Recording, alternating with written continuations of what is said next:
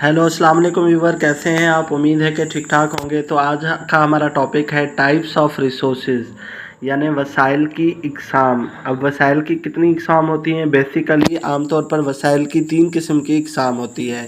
सबसे पहले होते हैं नेचुरल रिसोर्सेज, उसके बाद हैं आर्टिफिशियल रिसोर्सेज और उसके बाद हैं ह्यूमन रिसोर्सेज। अब ये नेचुरल रिसोर्सेज में कौन कौन से रिसोर्सेज आते हैं जो कि हमें अल्लाह ताला की तरफ से बग़ैर किसी मेहनत किए, बग़ैर किसी कुछ किए हुए हमें मिल जाते हैं, ठीक है। और आर्टिफिशियल रिसोर्सेज कौन से होते हैं? आर्टिफिशियल रिसोर्सेज वो होते हैं जो कि हम अपनी मेहनत से उनको जनरेट करते हैं, जैसे मशीनें हो गई, बिजली हो गई, बिल्डिंग हो गई, इंफ्रास्ट्रक्चर हो गई। तो ये तमाम चीज़ें किस में आती हैं?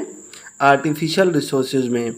और इसके बाद थर्ड है ह्यूमन रिसोर्स। ह्यूमन रिसोर्स में कौन कौन सी चीज़ें आती हैं?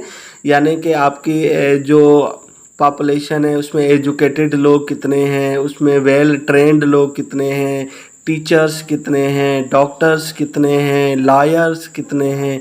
तो ये तमाम लोग कितने हैं, ये किस में आते हैं? ह्यूमन रिसोर्स में।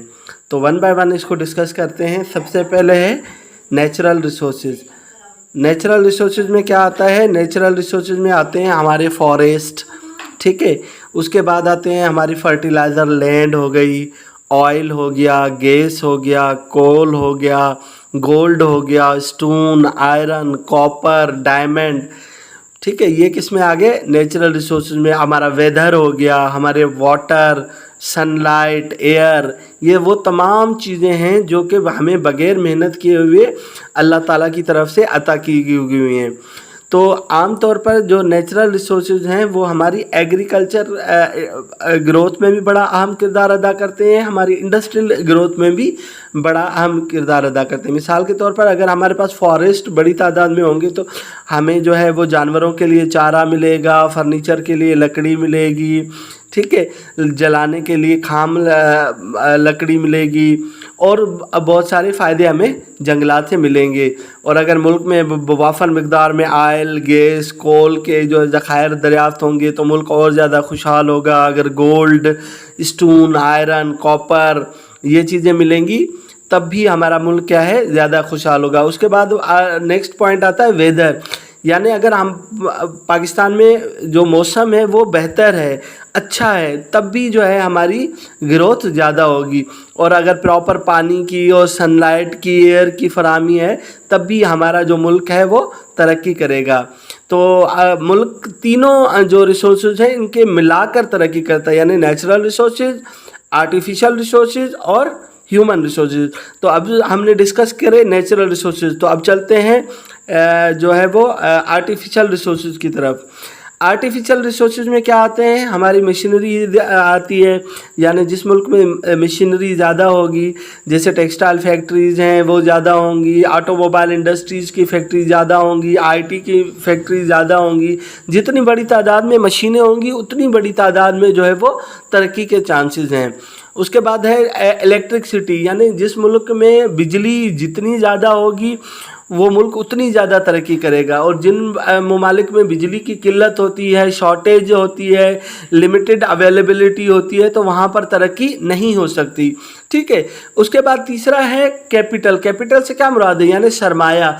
ये देखा जाता है कि आपके मुल्क में जो बैंकिंग सेटअप है वो कितना डेवलप्ड है, बैंकिंग स्ट्रक्चर कितना डेवलप्ड है, वहाँ पर लोगों में बचत करने का रुझान कितना है, लोगों के पैसे कितने पड़े हैं बैंक में, ठीक है। तो ये चीज़ें भी आपके किस में आते हैं? आर्टिफिशियल में। उसके बाद आता है स्किल, यानी वहाँ पर जो लोग हैं उनमें कौन कौन से स्किल्स हैं, ठीक है। रिसर्च इंस्टीट्यूशंस कितने हैं, और उसके अलावा मुल्क में एयरपोर्ट्स कितने हैं, मुल्क में जो बंदरगाहें हैं, जो पोर्ट्स हैं वो कितनी हैं, आपके पास डैम्स कितने हैं, आपके पास बिल्डिंग्स कितनी अवेलेबल हैं, इंफ्रास्ट्रक्चर्स कितने हैं, स्कूल्स कितने हैं, हॉस्पिटल्स कितने हैं।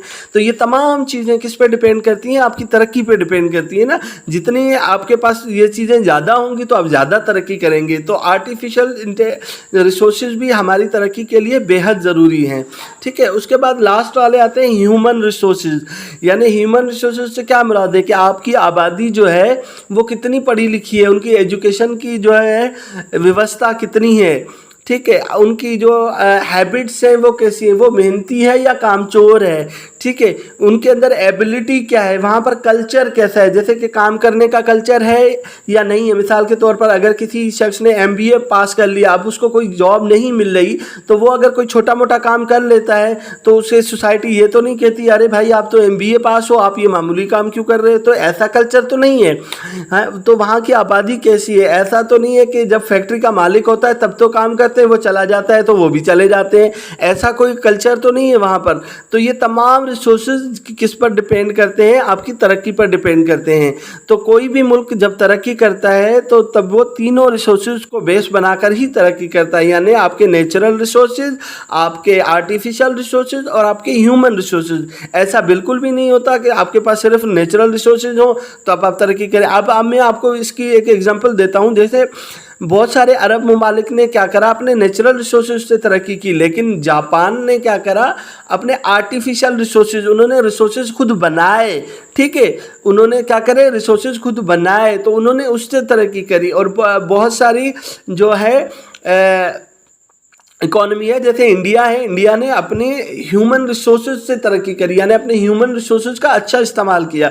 तो हमें भी क्या करना चाहिए, अपने जो तीनों रिसोर्सेज हैं, नेचुरल रिसोर्सेज है, आर्टिफिशियल रिसोर्सेज है और ह्यूमन रिसोर्सेज है, तीनों का इस्तेमाल करके हम अपने मुल्क को तरक्की दें, ठीक है। मैं उम्मीद करता हूँ कि आपको जो तीनों हमारे रिसोर्सेज हैं वो समझ आ गए होंगे। तो फिर मिलते हैं किसी और वीडियो में, तब तक अपना ख्याल रखिए। पाकिस्तान जिंदाबाद।